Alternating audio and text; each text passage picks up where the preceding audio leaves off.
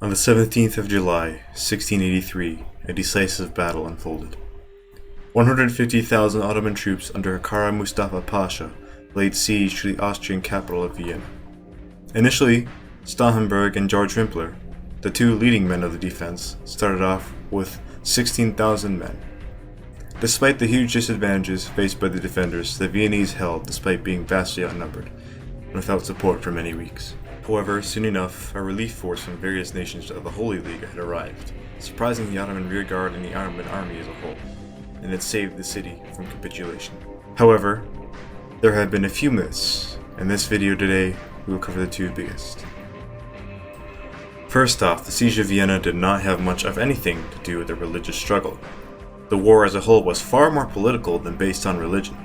I bring this up since I have seen many people, mostly those on the far right, glorify the battle as some sort of holy war between the good Christians and the savage Islamic Turks. Many acts of hate and even violence have been done in the name of the victory at Vienna. Oh my goodness, no! Get back! No! In Anders Breivik's attack on the cafe in Oslo, it was found in his manifesto that he referenced the Battle of Vienna numerous times. The attacks were anti-immigration and anti-Islamic, despite injuring and killing non-Muslim people in the attack, killing 69 people overall. This is not just a fluke or one-time thing. Numerous attacks have occurred since then, and are still going on today. However, the Great Turkish War was not driven by religious tension.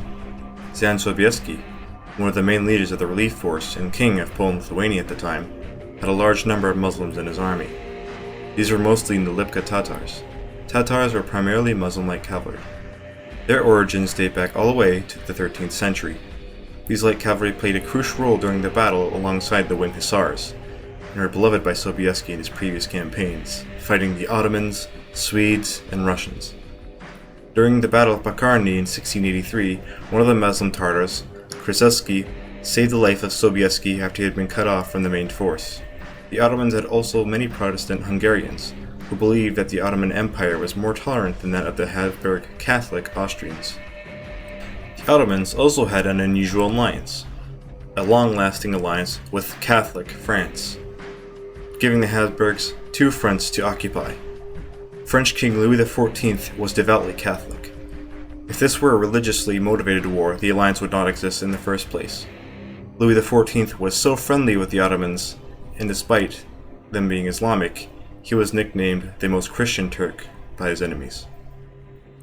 Lastly, many other Christian European powers would have gladly let the Habsburgs fall, namely the Protestant nations. They may not be Catholic, but they were all still very Christian.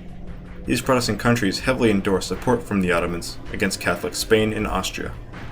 The scars of the violence and slaughter of the 30 Years' War against the Protestants were still very much in the minds of Europeans who lived throughout it. The Great Turkish War was not a glorious crusade against Islam, nor was it a quest to destroy Europe and Christianity. We should stop treating it like it was. Now to the second and final myth.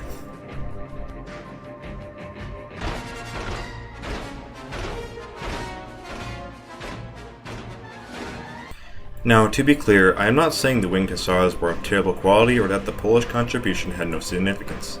As a relief army, combined with the garrison up to 90,000 men versus the 150,000 Ottomans, they needed all they could get, and were still vastly outnumbered.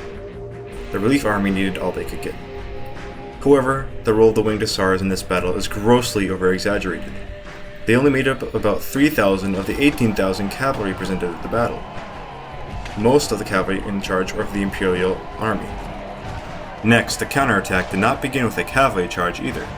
It was not a complete surprise. Before the charge could commence, Imperial infantry had to launch a grueling assault along with the Polish infantry.